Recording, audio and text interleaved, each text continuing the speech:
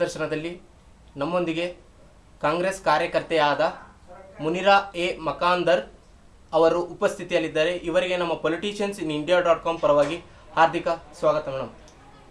ನಮಸ್ತೆ sir. Madam, ತಾವು ರಾಜಕೀಯ ಕ್ಷೇತ್ರಕ್ಕೆ ಯಾವಾಗ ಹಾಗೂ ಹೇಗೆ ಪ್ರವೇಶ ಮಾಡಿದ್ರಿ?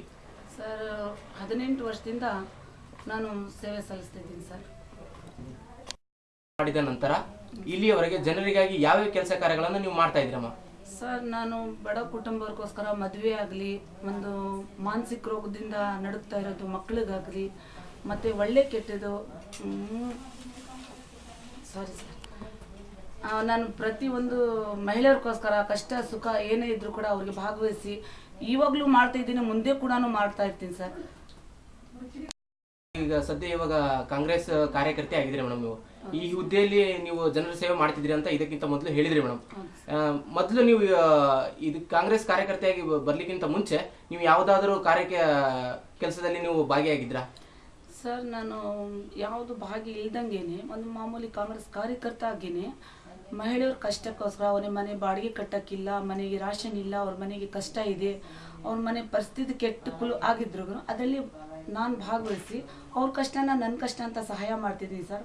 ಅವ್ರ ಪ್ರತಿಯೊಂದು ಕಷ್ಟಕ್ಕೆ ನಾನು ಹೊಣೆ ಆಗ್ತಾ ಇರ್ತೀನಿ, ಮುಂದೇನೂ ಆಗೋಕ್ಕೆ ಆ ಪರಮಾತ್ಮ ಅವಕಾಶ ಕೊಳ್ಳಿ ಮಾಡ್ತಾನೆ ಇರ್ತೀನಿ ಸರ್. ನಾನು ಕೆಲಸಗಳನ್ನು ನೀವು ಜನರಿಗಾಗಿ ಮಾಡ್ತಾ ಬಂದಿದ್ದೀರಿ ಅಂತ ಹೇಳಿದ್ರಿ ಅಮ್ಮರೆ. ಹೌದು ಸರ್.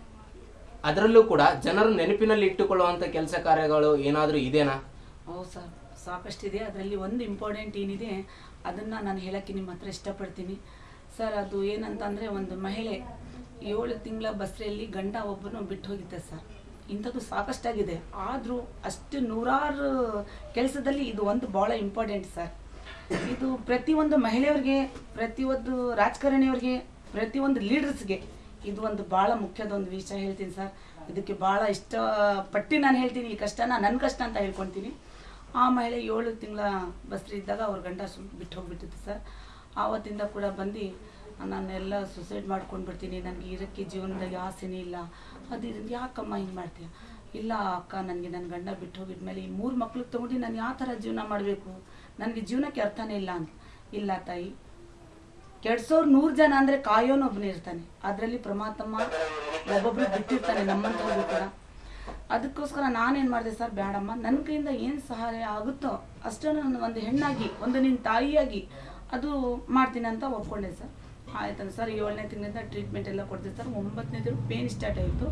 ಆವಾಗ ಸಿದ್ಧವಂದುರ್ಗ ಕೋಟೆ ಅಂತ ಇದೆ ಸರ್, ಅಲ್ಲಿ ಇದ್ಲು ಮಹಿಳೆ. ಇದ್ದಾಗ ಅಕ್ಕ ನನಗೆ ಪೇನ್ ಸ್ಟಾರ್ಟ್ ಆಯಿತು ಅಂತ ನಾನು ಹಂಗೆ ಹೋಗ್ಬಿಟ್ಟೆ ಸರ್. ಹೋದಾಗ ನೋಡಿದ್ರೆ ಆ ಮಹಿಳೆ ನಡುಗ್ತಿದ್ದಾಳೆ, ಯಾರೂ ಇಲ್ಲ ನೋಡೋರು. ಅದಕ್ಕಾಗಿ ಹೋಗಿ ಏನಾಯ್ತು ಅಂತ ನೋಡಿದ್ಮೇಲೆ ಪೇನ್ ಸ್ಟಾರ್ಟ್ ಆಗಿತ್ತು. ಆಗ ಆಂಬುಲೆನ್ಸಿಗೆ ಫೋನ್ ಮಾಡಿದೆ ಸರ್. ನಾನು ಆಂಬುಲೆನ್ಸ್ ಬಂದಿದ್ಮೇಲೆ ಕರ್ಕೊಂಡು ಬಂದೆ ಸರ್. ಆಸ್ಪತ್ರೆಗೆ ಕರ್ಕೊಂಡು ಬಂದಮೇಲೆ ನನಗೆ ಪೇನ್ ಸ್ಟಾರ್ಟ್ ಆಯಿತು, ಪಾಪು ಸಿಕ್ಕೊಂಡ್ಬಿಡ್ತು ಸರ್. ಆಗ ಸರ್ ನನಗೆ 3 ಮಕ್ಕಳು ಮದುವೆ ಮಾಡಿದ್ದೀನಿ ಸರ್. ಅದುವಾಗ ನನ್ನ ಮಕ್ಕಳು ಕಷ್ಟ ನಾನು ನೋಡಿದ್ದಿಲ್ಲ ಸರ್. ಆವಾಗ ನನಗೆ ಗೊತ್ತಾಯಿತು ಕಷ್ಟ, ಬಡವ್ರ ಕಷ್ಟ ಏನನ್ನೋದು ಆವಾಗ ನನಗೆ ಭಾಳ ಕಣ್ಣಾಗ ನೀರು ಬಂದ್ಬಿಡ್ತು ಸರ್. ಆವಾಗ ನೋಡ್ಬೇಕಂದ್ರೆ ಕರ್ಕೊಂಡೋಗಿ ಆಸ್ಪತ್ರೆಗೆ ಅಡ್ಮಿಟ್ ಮಾಡಿದೆ. ಆ ಥರ ಹೆರಿಗೆ ಆಯಿತು. ಅಲ್ಲಿ ಲೇಡೀಸ್ ಡಾಕ್ಟ್ರ್ ಎಲ್ಲ ಯಾರಮ್ಮ ಅಂದರು, ಇಲ್ಲಮ್ಮ ಅವಳು ನನ್ನ ಮಗಳೇ, ಅವಳು ನನ್ನ ಮಗಳೇ. ಇವಳು ನೋಡಿದ್ರೆ ಈ ಥರ ಇದ್ದಾಳೆ, ಇವಳು ನೋಡಿದ್ರೆ ಒಂದು ಎಜುಕೇಟೆಡ್ ಆಗಿದ್ದಾಳೆಲ್ಲ ಅಂತ ನನಗೆ ಹೇಳಿದರು. ಇರಲಿ ಕಣಮ್ಮ, ಅದು ನನ್ನ ಮಕ್ಕಳೇ ಅಂತ ಅಲ್ಲ, ಕಷ್ಟ ಅಂತ ಬಂದವರೆಲ್ಲ ನಮ್ಮ ಮಕ್ಕಳೇ ಹಂಗೆ ನೋಡಬೇಕು. ನೀವು ಡಾಕ್ಟ್ರಲ್ಲ, ಅವ್ರಿಗೆ ತಾಯಿ ಸ್ಥಾನ ಕೊಡಬೇಕು, ಅವ್ರ ಕಷ್ಟನ ನೀವು ಅಂತ ನೋಡ್ಬೇಕಂತ ಹೇಳಿ ಡೆಲಿವರಿ ರೂಮಿಗೆ ಕರ್ಕೊಂಡೋಗಿದ್ಮೇಲೆ ಸರ್ ಪಾಪು ಹುಟ್ಟಿದ ತಕ್ಷಣವೇ ಪಾಪು ಸೀರಿಯಸ್ ಆಗಿಬಿಡ್ತು ಸರ್. ಅದು ಐಸಿಯುನಾಗಿ 7 ದಿನ ಇಟ್ಟಿದ್ವಿ ಸರ್. 7 ದಿನ ಆದ ನಂತರ ಪಾಪು ತೀರ್ಕೊಂಡ್ಬಿಡ್ತು ಸರ್. ಅವ್ರಿಗೆ ಯಾರಿಲ್ಲ. ಈಗ ನಾನು ತಾಯಿ ಅಂದಮೇಲೆ ಆ ಮಣ್ಣು ನನ್ನ ಮನೆಗೆ ಮತ್ತೊಂದು ಮಾಡಬೇಕಲ್ಲ ಸರ್. ನಮ್ಮ ಮನೆಗೆ ಕರ್ಕೊಂಡು ಬಂದು ಪಾಪುಗೆ ಮಣ್ಣೆಲ್ಲ ಮಾಡಿಸಿದ್ವಿ ಸರ್. ಆವತ್ತು ನೈಟ್ ಆ ಲೇಡಿ ಹತ್ತು ಬಿಟ್ಟು ಮೈಂಡಿಗೆ ಶಾಕ್ ಆಗಿಬಿಡ್ತು ಸರ್. ಅವಳಿಗೆ ಶಾಕ್ ಆದ ನಂತರ ಆವಾಗಲೇ 1 ಗಂಟೆಗೆ ಅವಳು ಜ್ಞಾನ ತಬ್ಬಿದ್ಬಿಟ್ಲು. ಅಲ್ಲಿ ಬೆಳಿಗ್ಗೆ ಅನ್ನೋ ತನಕ ತಲೆಯೆಲ್ಲ ಕೂದಲೆಲ್ಲ ಕೇಳ್ಕೊಳ್ಳೋರು, ಮಕ್ಕಳಿಗೆಲ್ಲ ನೋಡಿದ್ರೆ ಮಾತಾಡೋಂಗಿಲ್ಲ, ಏನು ಮಾಡ್ಬೇಕಂತ ಅವ್ರ ಗಂಡನೂ ಇಲ್ಲ, ಏನಿಲ್ಲ. ಆಮೇಲೆ ಸರ್ ನಾನು ಪಾತಂಜಲಿ ಮುಕುಂದ್ರ ಡಾಕ್ಟ್ರ್ ಹತ್ರ ಕರ್ಕೊಂಡೋದೆ ಸರ್. ಅವ್ರ ಹತ್ರ ಹೋಗಿ ಭಾಳ ರಿಕ್ವೆಸ್ಟ್ ಮಾಡಿದೆ ಸರ್, ಇವ್ರಿಗೆ ತಂದೆ ತಾಯಿ ಬಂಧು ಬಳಗ ಮಿತ್ರ ಯಾರಿಲ್ಲ ಸರ್. ಇವಾಗ ಡಾಕ್ಟ್ರು ನೀವು ತಂದೆ, ಕರ್ಕೊಂಡು ಬಂದವಳು ನಾನು ತಾಯಿ, ಕಾಯೋನೊಬ್ಬನ ಪರಮಾತ್ಮ ಸರ್. ಇವಳಿಗೆ ದಯವಿಟ್ಟು ಅದು ಎಷ್ಟಾರಾಗಲಿಟ್ಟು ಸರ್ ಟ್ರೀಟ್ಮೆಂಟ್ ಮಾಡಿ ಸರ್ ಅಂತ ನಾನು ಆಸ್ಪತ್ರೆಗೆ ಅಡ್ಮಿಟ್ ಮಾಡಿದೆ ಸರ್.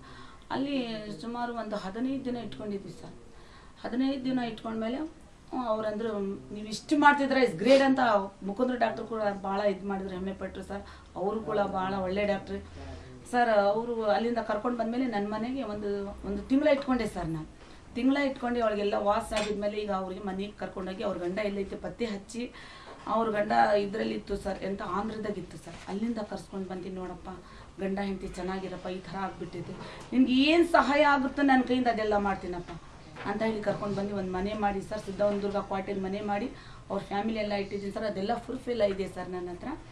ಆಮೇಲೆ ಇವಾಗ ಭಾಳ ಚೆನ್ನಾಗಿದ್ದಾರೆ ಸರ್. ಅವ್ರೇನಂತಾರೆ, ನನ್ನ ಭಾಗ ದೇವತಿ ನೀನು, ನಮಗೆ ಒಂದು ತಿಂಗಳ 1.5 ತಿಂಗಳ 3 ಮಕ್ಕಳಿಗೆ ನನ್ನ ಹೆಂಡತಿಗೆ ಇಟ್ಕೊಂಡಿದ್ದ ಅನ್ನದಾತ ಅಂತ ಕೈ ಮುಗಿದ್ರು ಸರ್. ನನಗೆ ಆಗಾಗಲೇ ಇಷ್ಟು ದೊಡ್ಡ ಮಾತು ಬೇಡಪ್ಪ, ನನ್ನ ಒಂದು 3 ಮಕ್ಕಳದಾಗಿ ಇವಳು ಒಂದು ನನ್ನ ಮಗಳು, ಒಂದು ಹೆಣ್ಮಗಳಾಗಿ ಒಂದು ಹೆಣ್ಮಗಳು ಕಷ್ಟ ಅರ್ಥ ಮಾಡ್ಕೊಂಡಿಲ್ಲ, ಅದಕ್ಕೆ ಅರ್ಥ ಇಲ್ಲ ಅಂತ ಹೇಳಿದ್ಮೇಲೆ ಇವಾಗಲೂ ಕೂಡ ಅವ್ರು ಭಾಳ ನೆನೆಸ್ತಾರೆ ಸರ್. ನಾನು ಎಲ್ಲೇ ಹೋದರೂ ಕೂಡ ಅವ್ರು ಕಿರ್ಚಿ ಹೇಳ್ತಾರೆ ಸರ್, ಇಂಥ ಮಹಿಳೆ ನಾನು ಎಲ್ಲೂ ನೋಡಿಲ್ಲ, ಇಂಥವ್ರು ಮೂಲೆಗೆ ಒಂದು ಹೆಣ್ಣು ಇರಬೇಕು, ಇಂಥ ಹೆಣ್ಣು ಒಂದು ಹೆಣ್ಣಿನ ಕಷ್ಟ ಅರ್ಥ ಮಾಡ್ಕೊಳ್ಳೋ ಒಂದು ಹೆಣ್ಣಿನ ಅವಶ್ಯಕತೆ ಇದೆ, ನಿಮ್ಮಂಥವ್ರು ಇರ್ಬೇಕಂದಿದ್ದು ಸರ್. ನಾನು ಯಾವುದೇ ಮಹಿಳೆಯರಿಗೆ ಅನ್ಯಾಯ ಅಕ್ರಮ ಆದರೆ ನಾನು ತಡ್ಕೊಳ್ಳಲ್ಲ ಸರ್. ಆ ಮಹಿಳೆಯರ ಕಷ್ಟನ ನನ್ನ ಕಷ್ಟ ಅಂತ ನಾನು ಪೂರಿಸ್ತೀನಿ ಸರ್. ಇವಾಗಲೂ ಪೂರಿಸ್ತಾ ಇದ್ದೀನಿ, ಮುಂದೆನೂ ಮಾಡ್ತಾ ಇದ್ದೀನಿ ಸರ್. ಈ ಒಂದು ಘಟನೆ ಜನರಲ್ಲಿ ಬಹಳ ಮನಸ್ಪೂರ್ವಕವಾಗಿ ತಟ್ಟಿ ಅದೊಂದು ನೆನಪಿನಲ್ಲಿ ಉಳ್ಕುವಂತ ಒಂದು ಘಟನೆ ಆಗಿದೆ. ಹೌದು ಸರ್, ಹೇಳ್ತೀನಲ್ಲ ಸರ್, ಅದ್ರ ಬಗ್ಗೆ ಎಷ್ಟು ಹೇಳಿದ್ರು ಕಡಿಮೆನೆ ಸರ್. ಆವಾಗ ಏನಾಯ್ತು ಮತ್ತೆ ಸರ್, ರೈತರ ಬಗ್ಗೆನೂ ನನಗೆ ಭಾಳ ಸಾಕಷ್ಟು ಗೊತ್ತು ಸರ್. ನನಗೆ ರೈತರ ಬಗ್ಗೆ, ಆ ಬೆಳೆ ನಾವು ಕಷ್ಟಪಟ್ಟು ನಾವು ಅದರಲ್ಲಿ ಬೆಳೆ ಬೆಳೆದ್ರೆ ತಾನೇ ಎಲ್ಲ ಪ್ರತಿಯೊಬ್ಬರು ರಾಜಕಾರಣಿಯವರೆಲ್ಲ ತಿನ್ಬೇಕಂತಂದ್ರೆ ನಾವು ರೈತರಾಗಿ ಒಂದು ಕಷ್ಟಪಟ್ಟರೆ ಅದ್ರ ಬೆಲೆ ಏನನ್ನೋದು ಗೊತ್ತಾಗತ್ತೆ ಸರ್. ಇವಾಗ ಕರೆಂಟ್ ಬೇರೆ ಸರಿಯಾಗಿ ಬರ್ತಾ ಇಲ್ಲ, ಒಂದೊಂದು ಕಾಳಕ್ಕೋಸ್ಕರ ಯಾವ ಥರ ನಾವು ಆರಿಸ್ಕೊಂಡು ಗುಂಡು ಮಾಡ್ಕೊಂಡು ಅವ್ರ ಮನೆ ಬಾಗಿಲಿಗೆ ತಗೊಂಡೋಗಿ ಕೊಟ್ಟರೆ ನಮಗೆ ಮಾರ್ಕೆಟ್ನಾಗೂ ಆ ರೇಟ್ ಸಿಗಂಗಿಲ್ಲ. ನಾವೊಂದು 3-4 ತಿಂಗಳ ಕಾದಿ ಅದು ಸಂಪಾದನೆ ಮಾಡಿದ್ದು 5 ನಿಮಿಷದಾಗ ಅವರು ಕಡಿಮೆ ರೇಟಿಗೆ ತೊಗೊಂಡ್ಬಿಡ್ತಾರೆ ಸರ್. ಅದು ಕೂಡ ರೈತರ ಬಗ್ಗೆ ಏನು ಕಷ್ಟ ಅನ್ನೋದು ಅದೂ ನನಗೆ ಭಾಳ ಚೆನ್ನಾಗಿ ಗೊತ್ತು ಸರ್. ನಾನೊಂದು ಮಹಿಳೆಯಾಗಿ ಇಲ್ಲಿಂದ 20 ಕಿಲೋಮೀಟರ್ ಇದೆ ಸರ್ ನಮ್ಮ ತೋಟ, 17 ಎಕರೆ ತೋಟ ಇದೆ ಸರ್. ಅದು 17 ಎಕರೆ ತೋಟ ನಾನು ಒನ್ಲಿ ಲೇಡಿ 2 ವೀಲರ್ನ ಹೋಗಿ ಎಲ್ಲ ಮ್ಯಾನೇಜ್ ಮಾಡಿ ಬರ್ತೀನಿ ಸರ್. ಅದರಲ್ಲಿ ಬಂದಿರೋದು ಫಲ, ಅದು ಕೈಲಿ ಆಸ್ಪತ್ರೆಗೆ ಯಾರು ಬಡವ್ರು ಬಗ್ರಿದ್ರೆ ಆ ಫಲ ಸಪೋಟ ಇದೆ, ಮತ್ತು ಇದು ತೆಂಗು ಇದೆ, ಮ್ಯಾಂಗೋ ಇದೆ. ಪ್ರತಿಯೊಂದು ಆಶ್ರಮದಕ್ಕೋಸ್ಕರ ಆಗಲಿ ಬಡವ್ರಿಗೆ ಏನೇ ಆಗಲಿ ಸರ್, ನನ್ನ ಕೈಯಿಂದ ಏನು ಸೌಲಭ್ಯ ಆಗುತ್ತೋ ಅದೆಲ್ಲ ಮಾಡ್ತಾಯಿದ್ದೀನಿ ಸರ್ ನಾನು.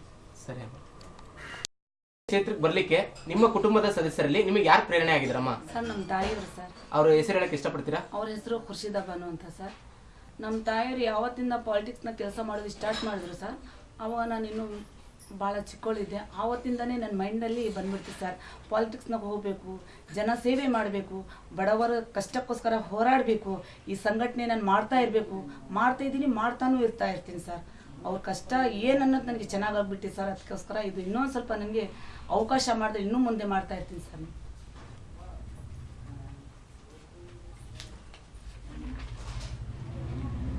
ತಾವು ತಮ್ಮ ಪಕ್ಷದಲ್ಲಾಗಲಿ ಅಥವಾ ಸಮಾಜದಲ್ಲಾಗಲಿ ನಿಮಗೆ ರಾಜಕೀಯ ಕ್ಷೇತ್ರಕ್ಕೆ ಬರ್ಲಿಕ್ಕೆ ಯಾರು ಪ್ರೇರಣೆ ಆಗಿದ್ದಾರೆ? ಸರ್ ನನಗೆ ಆಂಜನೇಯವರು ಅಂದರೆ ಪಂಚಪ್ರಾಣ ಸರ್. ಯಾಕಂತಂದರೆ ಅವ್ರ ಕೆಲಸನೂ ಅದೇ ಥರ ಮಾಡ್ತಾರೆ, ಬಡವರ ಕಷ್ಟ ಅಂದ್ರೂ ಅಷ್ಟೇ ಚೆನ್ನಾಗಿ ನೋಡ್ಕೊಳ್ತಾರೆ ಸರ್. ಅವ್ರಿಗೆ ನಾನು ಏನನ್ನೋದನ್ನು ಅವ್ರಿಗೆ ಭಾಳ ಚೆನ್ನಾಗಿ ಗೊತ್ತು ಸರ್. ನಾನು ಯಾವ ಥರ ಆರ್ಗನೈಸ್ ಮಾಡ್ತೀನಿ, ಯಾವ ಥರ ಪಕ್ಷಕ್ಕೋಸ್ಕರ ದುಡಿತಿದ್ದೀನಿ, ಏನು ಮಾಡ್ತಿದ್ದೀನಿ ಅಂತ ಪಿನ್ ಟು ಪಿನ್ ಎಲ್ಲ ಗೊತ್ತು ಸರ್ ನಮ್ಮ ಆಂಜನೇಯವ್ರಿಗೆ. ಈಗ ನಮ್ಮ ಮುಂದೆ ಭಾರತದ ಲೋಕಸಭಾ ಮಹಾಚುನಾವಣೆ ಬರ್ತಾ ಇದೆಯಮ್ಮ, ಅದ್ರ ಬಗ್ಗೆ ನಿಮ್ಮ ತಮ್ಮ ಅಭಿಪ್ರಾಯ ತಿಳಿಸ್ತೀರಮ್ಮ?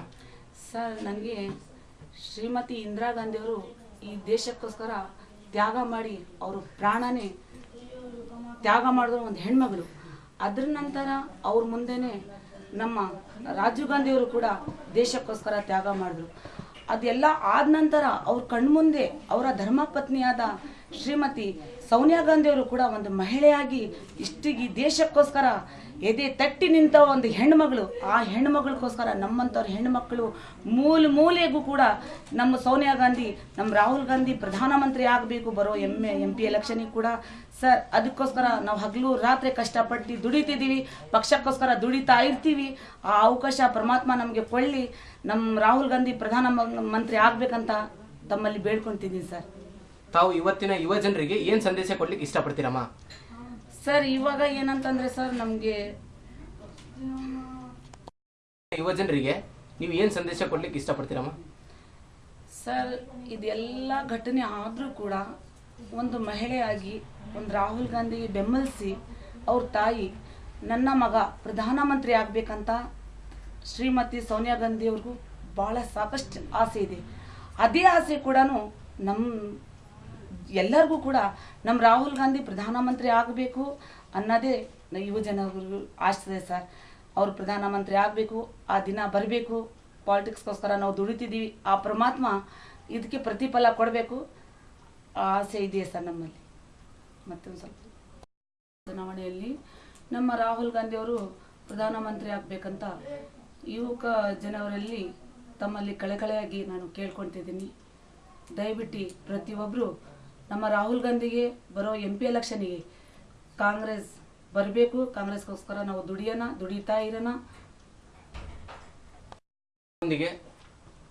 ಚಿತ್ರದುರ್ಗದ ಕಾಂಗ್ರೆಸ್ ಕಾರ್ಯಕರ್ತೆಯಾದ ಮುನಿರಾ ಎ ಮಕಂದರ್ ಅವರು ಅವರ ಒಂದು ಕೆಲಸ ಕಾರ್ಯ ಅಭಿವೃದ್ಧಿಗಳನ್ನು ನಮ್ಮೊಂದಿಗೆ ಹಂಚಿಕೊಂಡಿದ್ದಾರೆ. ಅವರಿಗೆ ನಮ್ಮ politicians in India.com ಪರವಾಗಿ ಹಾರ್ದಿಕ ಅಭಿನಂದನೆಗಳು. ನಮಸ್ತೆ ಸರ್.